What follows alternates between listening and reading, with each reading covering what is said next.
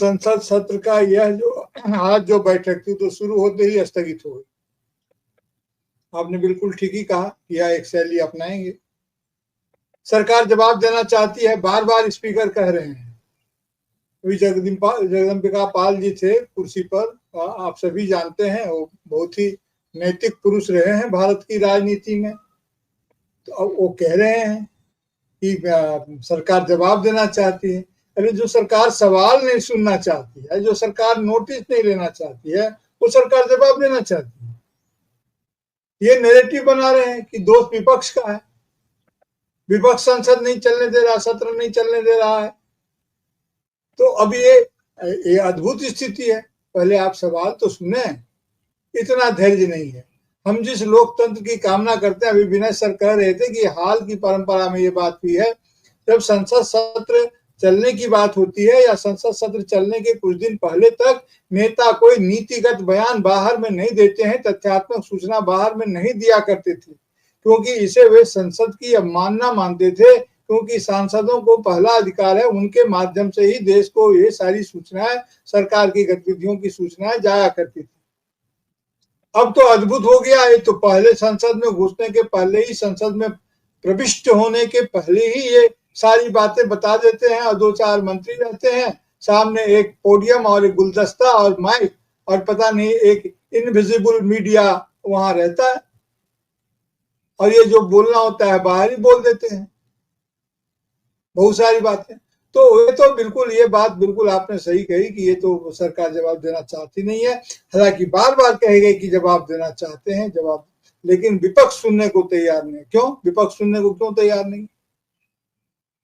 आपने एक press conference करके पहले ही जब इतनी सारी बातें कहते हैं तो बिंदुवार कह दिए होते कि नहीं गिरा।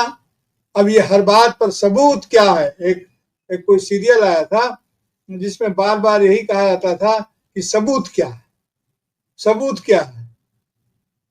अब सीरियल आया था जिसमें कहा कि आप अपना मृत्यु प्रमाण पत्र ले आइए। अब बताइए कि हम अपना मृत्यु प्रमाण पत्र ले आए, कहां से ले आए, कैसे ले आए? अब ये भारी मुश्किल है। कहा जीवन प्रमाण पत्र ले आइए, कहां से ले आए, कैसे ले आए? जीवन प्रमाण पत्र देने वाले अधिकारी दे नहीं रहे, क्योंकि उन्हें मृत्यु घोषित किया जा चुका है, और जो घोषित किया जा चुका है वह प्रमाण पत्र भी उनके पास नहीं है। तो ये अद्भुत है कि सबूत क्या है? सबूत मांगते हैं लेकिन सबूत की मर्यादा को नहीं समझते हैं। बहरहाल देखिए, संसद चलाने का दायित्व किरण रिजिजू ने जो कहा कि ये सभी का है, एकदम बिल्कुल सही बात है। इससे अच्छी बात क्या हो सकती है? हम सब मिलकर के इस देश के भागीदार हैं, लोग भागीदार हैं, सब मिलकर के देश का उत्थान करेंगे ना। लेकिन यह नहीं कहते कि सरकार चलाने का दायित्व किसका है, उसमें भी सबकी भागीदारी सुनिश्चित करते हैं ना। लोगों को बैठा करके सर्वदलीय बैठक सरकार बुलाती है, उसमें प्रधानमंत्री की उपस्थिति को सुनिश्चित करना किसका दायित्व है? सरकार संसद के प्रति जवाबदेह है, जिसके प्रति जवाबदेह है उसका वो सामना करना नहीं चाहते हैं। क्या है कि वहां जो बोलेंगे वो ऑन रिकॉर्ड जाएगा, ऑन रिकॉर्ड जाएगा तो उसको आज नहीं, जब तक संसद रहेगा, जब तक इतिहास की बात होगी तब तक वो बातें उठेंगी, पुराने क्लिप्स आएंगे। तो ये वहां कुछ कहना नहीं चाहते हैं। देखिए आजकल चाणक्य नीति की बड़ी बात होती है। तो चाणक्य नीति जो है ये एक राजतंत्र में विकसित नीति थी। मैं अभी चाणक्य नीति पर बात नहीं करूंगा, लेकिन विनय सर मुस्कुरा रहे हैं, मैं चाणक्य नीति की बात नहीं करूंगा। सुनील सर तो बहुत उम्रदराज हैं, तो जानते ही होंगे कि एक कामंदकीय नीति सार की चर्चा में करूंगा, जो चाणक्य के बरक्स ही उनके आसपास थे। कामंदकीय नीति सार, उसमें उन्होंने 5 दुश्मन जनता के दुख के 5 कारण उन्होंने गिनाए थे। जो पहला कारण ये था कि दमनकारी अधिकारी, यानी अधिकार का जनता को दमन करने के लिए इस्तेमाल राजशक्ति के द्वारा। दूसरा उन्होंने कहा था कि चोर, यानी कि आपके अधिकारों को जो पीछे से आपके अज्ञान या अजाने में जो चीजों को, आपके हक और हकूक को उठा ले जाए वह चोर। दूसरा उन्होंने कहा था कि दुश्मन जो घोषित है लेकिन सामने नहीं आता है, लेकिन जो लोकतंत्र का दुश्मन है वो। और चौथा उन्होंने ये कहा था कि राज्य के राजा के रिश्तेदार, करीबी, नजदीकी दोस्त। और 5वां खुद राजा की वासना। अब जनता, भारत की जनता आंख खोल करके देख ले कि कामंतकीय नीति सार में कही गई इन बातों में से कौन सी बातें उसके लोकतंत्र पर, उसके लोकतांत्रिक राजाओं पर लागू होती है और नहीं होती है। देखिए, मैं क्या चर्चा करूं सर, ये फांसीवाद की चर्चा सबसे पहले मुसोलिनी ने की थी और उन्होंने इसको एक सिद्धांत बनाया। मुसोलिनी ने कहा था कि लोकतंत्र बातों में, सिद्धांत में बहुत सुंदर है, लेकिन व्यवहार में वह एक धोखा है।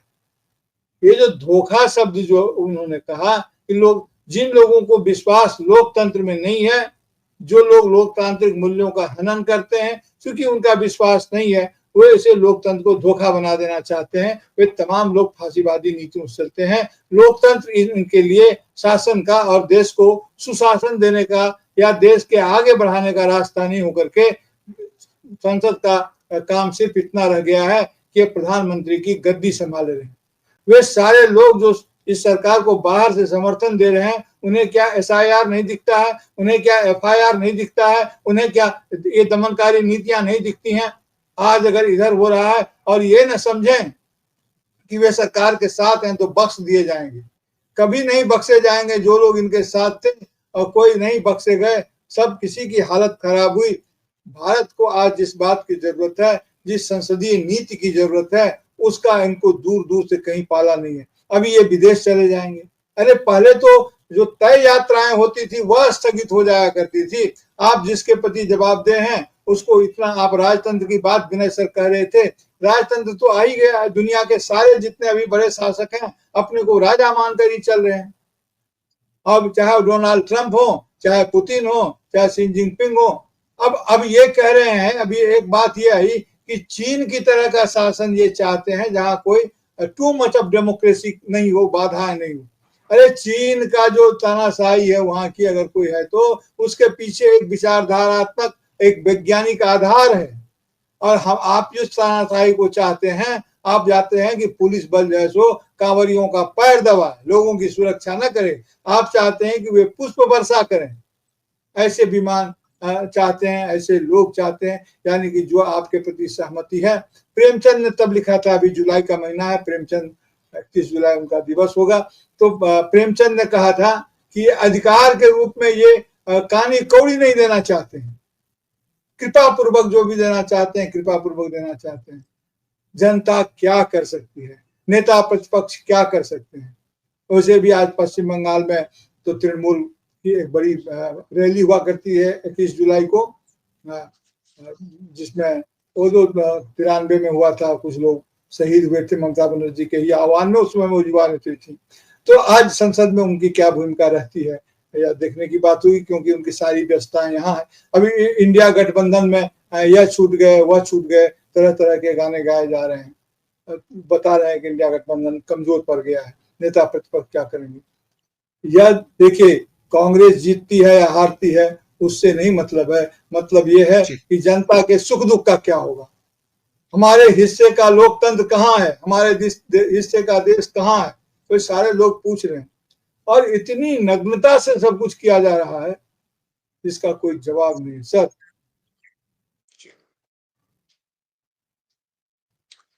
बहुत अच्छे बिंदु रखे आपने और मैं सुनील जी के पास आता हूँ। वैसे एक इन्फॉर्मेशन